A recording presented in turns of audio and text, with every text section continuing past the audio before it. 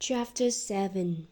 On the fifth day, again, as always, it was thanks to the sheep, the secret of the little prince's life was revealed to me, abruptly, without anything to lead up to it, and as if the question has been born of long and silent meditation on his problem, he demanded, "A sheep, if it eats little bushes, does it eat flowers too?" "A sheep," I answered, "eats anything it finds in its reach." "Even flowers that have thorns?" "Yes, even flowers that have thorns." "Then the thorns, what use are they?" I did not know. At that moment, I was very busy trying to unscrew a point that had got stuck in my engine. I was very much worried, for it was becoming clear to me that the breakdown of my plan was extremely serious, and I had so little drinking water left that I had to fear for the worst. "The thorns, what use are they?" The little prince never let go of a question once he had asked for it. As for me, I was upset over that point, and I answered with the first thing that came into my head. "The thorns are of no use at all. Flowers have thorns just for spite." Oh. There was a moment of complete silence. Then the little prince flashed back at me with a kind of resentfulness. "I don't believe you. Flowers are weak creatures. They are naive.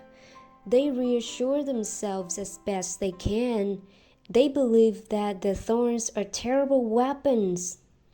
I did not answer. At that instant, I was saying to myself, if this boy still won't turn, I am going to knock it down with the hammer. Again, the little prince disturbed my thoughts. "And you actually believed that the flowers—" "Oh no," I cried. No, I don't believe anything. I answered you with the first thing that came into my head. Don't you see? I am very busy with matters of consequence." He stared at me, thunderstruck. "Matters of consequence?"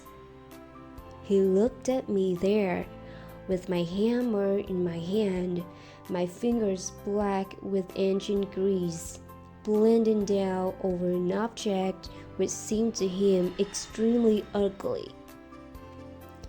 "You talk just like the grown-ups." That made me a little ashamed, but it went on relentlessly.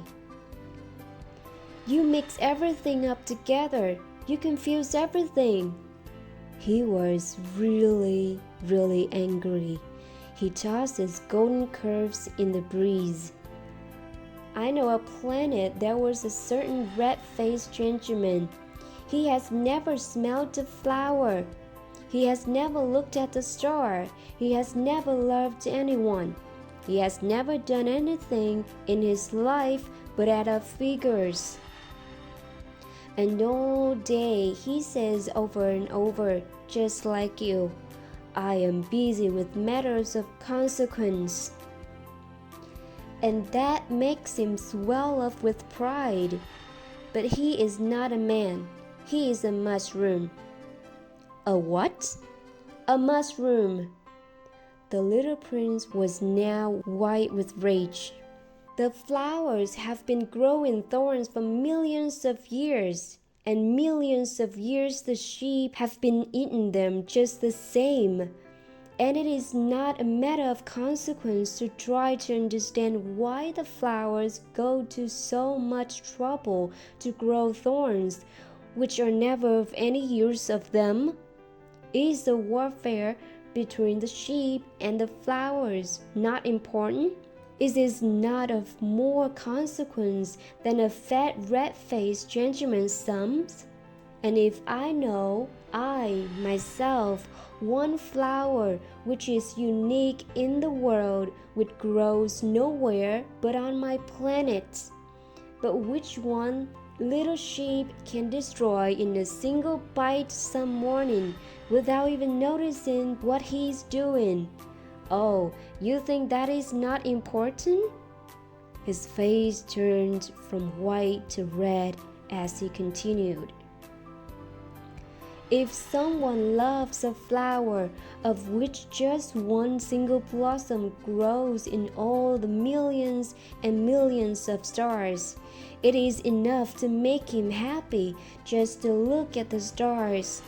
He can say to himself, somewhere, my flower is there. But if the sheep eats the flower, in one moment all his stars will be darkened.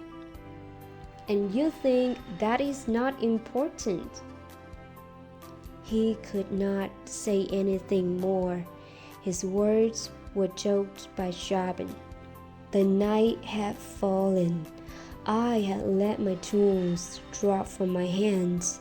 Of what moment now was my hammer, my board, or thirst, or death?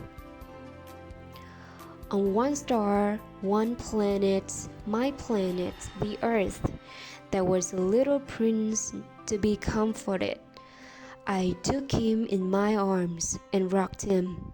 I said to him, the flower that you love is not in danger. I will draw you a muzzle for your sheep. I will draw you a railing to put around your flower. I did not know what to say to him. I felt awkward and blundering. I did not know how I could reach him, where I could overtake him and go on hand in hand with him once more. It is such a secret place, the land of tears.